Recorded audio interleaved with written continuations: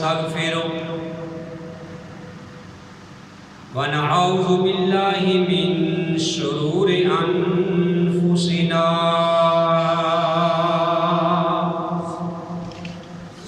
ومن سيئات أعمالنا من يهده الله فلا مضل له ومن يضلل فلا هادي له وأشهد أن لا إله إلا الله وحده لا شريك له وأشهد أن محمدا عبده ورسوله أما بعد فإن خير الحديث كتاب الله وخير الهدي هدي محمد صلى الله عليه وآله وسلم وشر الأمور محدثاتها وكل محدثة بدعة وكل بدعة ضلالة وكل ضلالة في النار.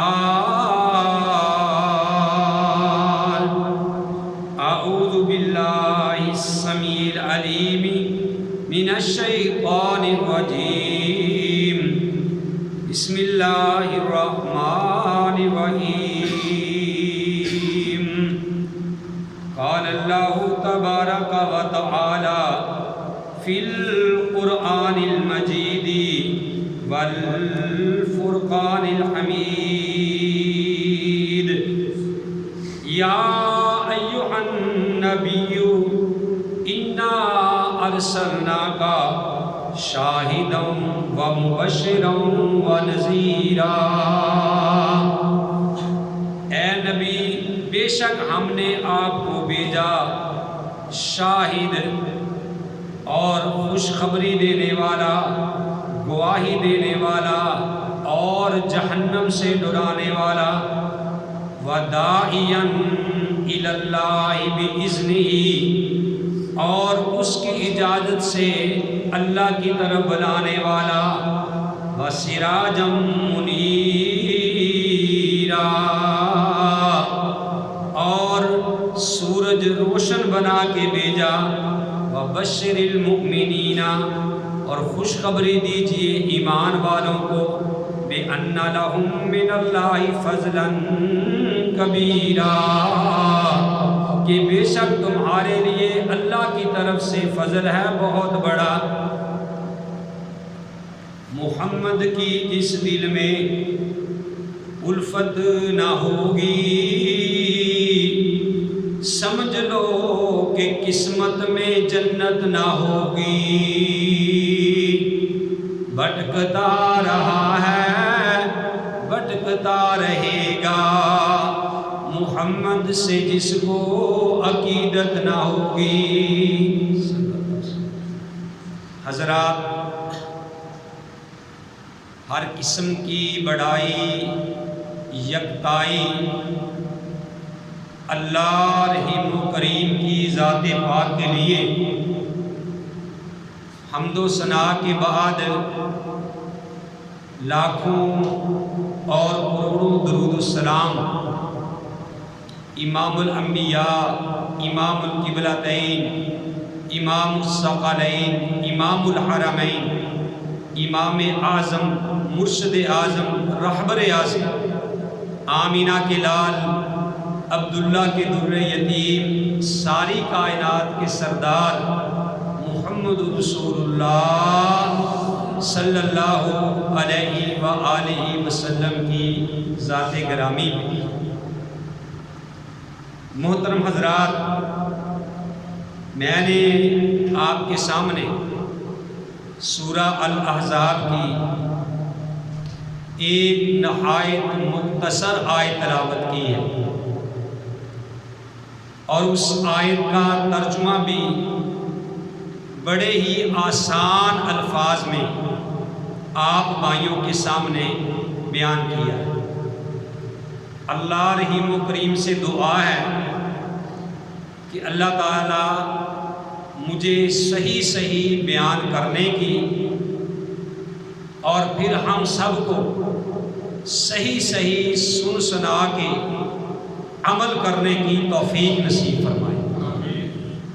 میں نے جو آیت کریمہ آپ کے سامنے تلاوت کی ہے، اس میں اللہ احکم الحاکمین نے ارشاد فرمایا کہ انا ارسلناک بالحق بشیرا و نذیرا، کہیں اللہ نے کہا انا ارسلناک شاہدا و مبشرا و نذیرا و داعیا الی اللہ باذنہ سراجا منیرا، کہ اے نبی ہم نے آپ کو گواہی دینے والا، خوشخبری سنانے والا، جہنم سے ڈرانے والا اور لوگوں کی طرف اللہ کے حکم سے بلانے والا سورج چراغ بنا کے بھیجا۔ تو میرے بھائیوں، پیارے نبی کریم صلی اللہ علیہ وآلہ وسلم کی کوئی بات بھی حکمت سے خالی نہیں ہے، اور پیارے نبی علیہ الصلوۃ والسلام کی کوئی بات بھی ایسی نہیں ہے کہ جس پہ ہم عمل کریں وہ ہمارے لیے نقصان کا باعث بنے، اور کوئی بھی بات ایسی نہیں ہے جس کے بارے میں نبی علیہ الصلوۃ والسلام نے فرمایا کہ یہ تمہارے لیے نقصان دہ ہے، ہم وہ کریں اور وہ ہمیں نقصان دہ نہ بنے۔ تو پیارے نبی علیہ الصلوۃ والسلام کی ذات جس طرح میرے بھائیوں بے عیب ہے، اور اسی طرح پیارے نبی علیہ الصلوۃ والسلام کی ذات بھی لا رائب اور بے عیب، اس میں کسی قسم کا بھی شک و شبہ نہیں۔ جس طرح اللہ نے اپنے قرآن کے بارے میں کہا ہے کہ الف لام میم ذالک الکتاب لا ریب فیہ، کہ یہ ایک ایسی کتاب ہے کہ جس میں کسی قسم کا بھی شک و شبہ نہیں ہے۔ اسی قرآن نے کہا ہے کہ انا ارسلناک شاہدا و مبشرا و نذیرا، کہ ہم نے اے نبی آپ کو گواہی دینے والا، خوشخبری سنانے والا، ڈرانے والا بنا کے بھیجا ہے تاکہ تم لوگوں کو جنت کی خوشخبریاں سنا دو اور جہنم کی آگ سے ڈرا دو، تاکہ لوگ جو کلمہ پڑھنے والے ہیں وہ جہنم کی آگ سے بچ جائے اور جنت میں ان کا داخلہ ہو جائے۔ تو میرے بھائیو، پیارے نبی علیہ الصلوۃ والسلام کی ویسے تو کوئی بھی بات حکمت سے خالی نہیں، لیکن جو آج میں حدیث آپ کے سامنے رکھنے لگا ہوں، پیارے نبی علیہ الصلوۃ والسلام نے 5 باتیں بتلائی ہیں، وہ میں آپ بھائیوں کے سامنے آج رکھوں گا۔ تو بات کو بڑے غور سے سننا ہے، بڑے ہی توجہ کے ساتھ سننا ہے، ادھر ادھر اشارے کنائے نہیں کرنے، میری طرف متوجہ ہونا ہے۔ بچوں سے گزارش ہے کہ ایک دوسرے کی طرف اشارے کنائے نہ کریں، آرام سے بات کو سنیں۔ تو میرے بھائیوں، پیارے نبی علیہ الصلوۃ والسلام نے ہمیں 5 باتیں بتلائی، اور وہ 5 باتیں جو آپ نے بتلائی ہیں وہ آب زر سے لکھنے کے قابل ہے، یا سونے کے پانی کے ساتھ لکھنے کے قابل ہے، اور اگر ہم ان پہ عمل کر لیں تو میرے بھائیوں انشاءاللہ الرحمن ہماری دنیا بھی بہتر بن جائے گی، آخرت بھی بہتر بن جائے گی، اور انشاءاللہ جب ہم دنیا سے جائیں گے تو سیدھے اللہ کی جنتوں کے وارث بن جائیں گے۔ وہ کیا باتیں ہیں ذرا غور سے سنو۔ پیارے نبی علیہ الصلوۃ والسلام نے فرمایا اغتنم خمسا قبل خمس، کہ آپ نے فرمایا بھئی 5 باتیں ایسی ہیں، 5 باتیں ایسی ہیں جن کو غنیمت سمجھو 5 چیزوں سے پہلے۔ 5 باتیں ایسی ہیں، 5 چیزیں ایسی ہیں جن کو 5 چیزوں سے پہلے غنیمت جانو، ان کو پکڑ لو، فائدہ ہوگا۔ جیسے مال غنیمت ہوتا ہے، جب کافروں سے لڑائی ہوتی ہے تو ان سے جو مال حاصل ہوتا ہے اس کو مال غنیمت کہتے ہیں، اور ان کو انفال بھی کہتے ہیں۔ یسألونک عن الانفال، کہ اے نبی یہ لوگ آپ سے انفال کے بارے میں پوچھتے ہیں، مال غنیمت کے بارے میں پوچھتے ہیں کہ یہ کہاں کہاں خرچ کرنا ہے. جب کافروں سے لڑائی ہوتی ہے وہ بھاگ جاتے ہیں، جو ان کا مال ہمارے ہاتھ آتا ہے اس کو ہم غنیمت کا مال کہتے ہیں، اور وہ اس میں بڑا مزہ آتا ہے جب غنیمت کا مال ملتا ہے. تو پیارے نبی علیہ السلام نے فرمایا اغتنم، غنیمت جانو، قبل خمسن، پیارے نبی علیہ السلام نے اغتنم خمسن قبل خمسن، کہ 5 چیزوں کو 5 چیزوں سے پہلے غنیمت جانو. سنیے ذرا غور سے، 5 چیزیں ہیں یہ آپ نے یاد کرنی ہے، اور اللہ اگر توفیق دے تو اپنے دوستوں کو، ساتھیوں کو، گھر والوں کو جا کے یہ بتانی ہے، تبھی بتاؤ گے اگر تم یاد کرو گے، غور سے میری بات سنو گے.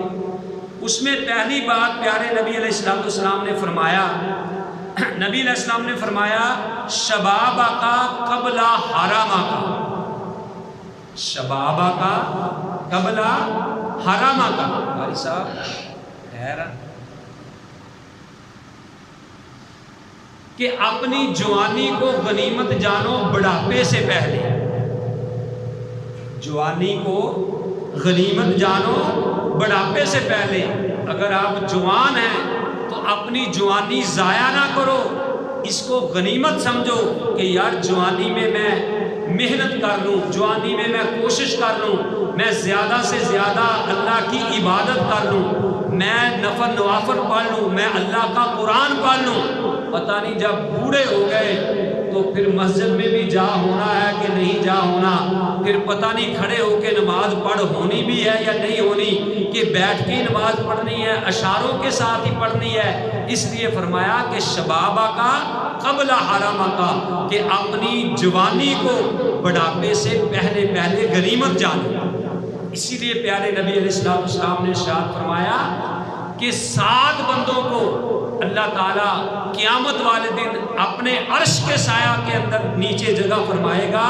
اس میں ایک وہ بھی ہے شاب، وہ جوان کہ جس نے اپنی جوانی جو ہے وہ اللہ کے راستے میں صرف کی. ایک بات.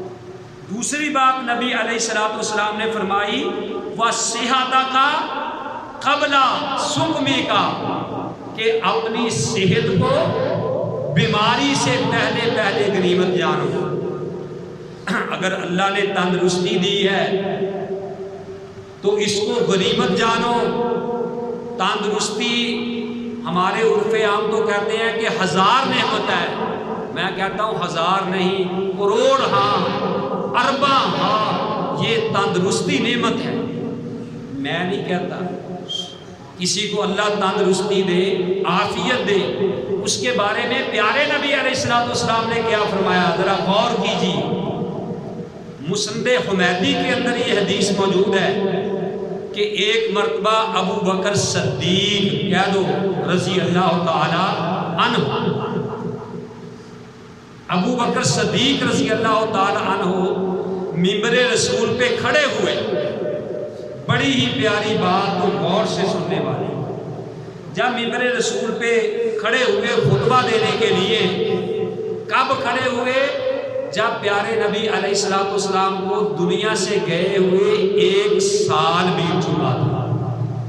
ابو بکر کھڑے ہوئے، حمد و ثنا بیان کی، جو آج ہم کہتے ہیں ان الحمد للہ نحمدہ ونستعینہ ونستغفرہ، کہ تمام تعریفیں اللہ کے لیے ہیں. ان الحمد للہ، ہم اسی کی تعریف کرتے ہیں، اسی سے ہم مدد مانگتے ہیں. تو ابو بکر رضی اللہ تعالی عنہ نے حمد و ثنا کے بعد کہا کہ اے لوگو، آج سے 1 سال پہلے پیارے نبی علیہ السلام نے اسی منبر پہ کھڑے ہو کے فرمایا تھا، اسی منبر پہ کھڑے ہو کے فرمایا تھا. اتنی بات کہی تو زارو قطار رونا شروع کر دی، رو کے ہچکی بد گئی، زارو قطار رو رہے ہیں. اب آواز بند ہو گئی آنسوؤں کی وجہ سے، رونے کی وجہ سے. تو بڑی ہی مشکل سے اپنے آپ کو سنبھالا اور کہا کہ پیارے نبی علیہ السلام نے اسی جگہ پہ کھڑے ہو کے فرمایا تھا کہ بھئی ایمان کے بعد اگر اللہ کسی کو سب سے بڑی نعمت دے تو وہ عافیت ہے، تندرستی ہے، صحت ہے۔ بھائیو غور کرو، پیارے نبی علیہ السلام نے فرمایا کہ ایمان کے بعد اگر اللہ تعالیٰ کسی کو کوئی نعمت دے سب سے بڑی، وہ کیا ہے؟ تندرستی ہے، صحت ہے۔ ایمان کے بعد کہا ہے۔ اگر ایمان پلے نہیں ہے تو صحت جتنی مرضی ہو، تندرستی جتنی مرضی ہو، مال جتنا مرضی ہو، اولاد جتنی مرضی ہو، کوئی فائدہ نہیں۔ اور ایمان کے بعد میرے بھائیوں پیارے نبی نے فرمایا کہ تندرستی ہے۔ تو اس لیے اللہ کے بندو اللہ سے صحت مانگا کرو، اللہ سے عافیت مانگا کرو، اللہ سے یہ دعائیں کیا کرو کہ اے اللہ تندرستی والی، صحت والی، ایمان والی لمبی زندگی عطا فرما۔ لیکن بہت سارے لوگ میرے بھائیوں اس نعمت کی قدر نہیں کرتے، اپنی تندرستی کی قدر نہیں کرتے۔ اللہ تعالیٰ معاف فرمائے، ہسپتالوں میں جایا کرو، وہاں جا کے چکر لگایا کرو کہ کس طریقے سے لوگ وینٹیلیٹر پہ لگے ہوئے ہیں اور کس طریقے سے وہ تڑپ رہے ہیں، ایڑیاں رگڑ رہے ہیں، ان کے منہ میں پانی، ناک میں نالیاں لگی ہوئی ہیں، منہ میں خوراک ڈالی جا رہی ہے۔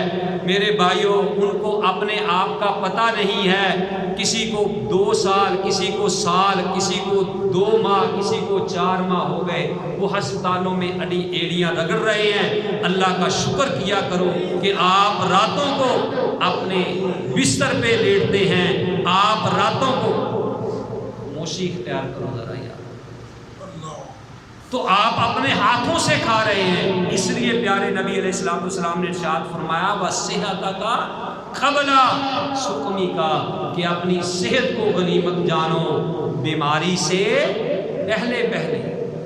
اور تیسری بات آپ نے فرمایا وَغِنَاكَ قَبْلَ فَقْرِكَ، غِنَاكَ قَبْلَ فَقْرِكَ، اگر تو غنی ہے، اگر تو مالدار ہے، اگر اللہ نے تجھے مال دیا ہے تو فقیری سے پہلے پہلے اس مال کو غنیمت جان، اپنے مال کو ضائع نہ کر، اپنے مال کو فضول خرچی میں نہ اڑا، یہ اس کو ضائع نہ کر، اس کو اللہ کی راہ میں خرچ کر دے، کسی غریب فقیر کی مدد کر دے، اللہ کی راہ میں دے دے۔ پتہ نہیں کل کو ایسا وقت آنا ہے کہ تو نے بادشاہ سے فقیر بن جانا ہے، وزیر اعظم سے اسیر اعظم بن جانا ہے۔ بڑے بڑے وزیر اعظم ہم نے قید ہوتے ہوئے دیکھے، ان کو وہ پھانسی پہ لٹکتے ہوئے دیکھے۔ اگر اللہ نے تجھے دولت دی ہے تو اس کو فقیری کے آنے سے پہلے پہلے غنیمت جان، پتہ نہیں کل کو کیسا وقت آ جانا ہے۔ یہ فیصلہ آباد کی آپ کے سامنے مثالیں موجود ہیں کہ ملوں کے مالک لوگ آج کرائے پہ رہ رہے ہیں۔ اگر تیرا خرچ اللہ کی راہ میں ہو رہا ہے اس کو غنیمت جان۔ تیرے پاس کوئی مسکین آیا ہے، فقیر مانگنے کے لیے آیا ہے، اس کو جھڑکنا، اللہ کا شکر ادا کر، اس نے مانگا تو اللہ سے تھا، تو اللہ نے اس کے دل میں تیری بات ڈالی کہ جا میرے فلاں بندے کے پاس تو چلا جا، اللہ کا شکر کر۔ وہ خود نہیں آیا، اللہ نے تیرے پاس اس کو بھیجا ہے، اللہ نے تیری آزمائش لی ہے کہ کیا یہ بندے کو اپنے میرے دیے ہوئے مال میں سے دیتا ہے یا نہیں دیتا ہے۔ تو مال کو غنیمت جان۔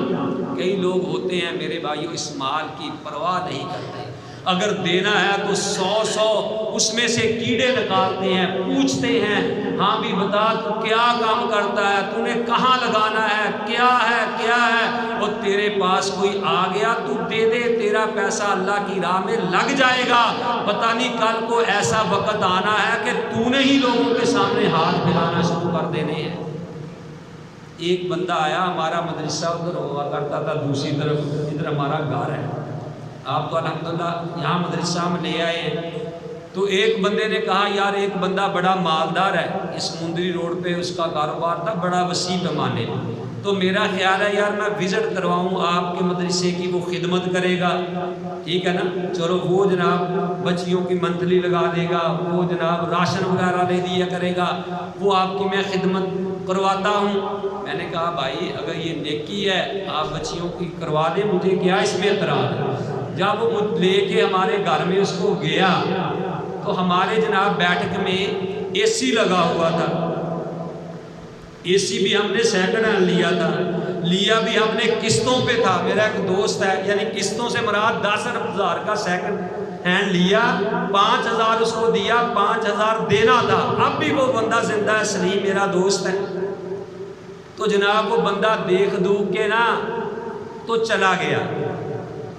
بعد میں مجھے وہ بندہ ملا جو اس کو لے کے آیا تھا، وہ کہنے لگا کہ یار وہ بندہ کہتا ہے کہ بھی یہاں تو اے سی لگا ہوا ہے،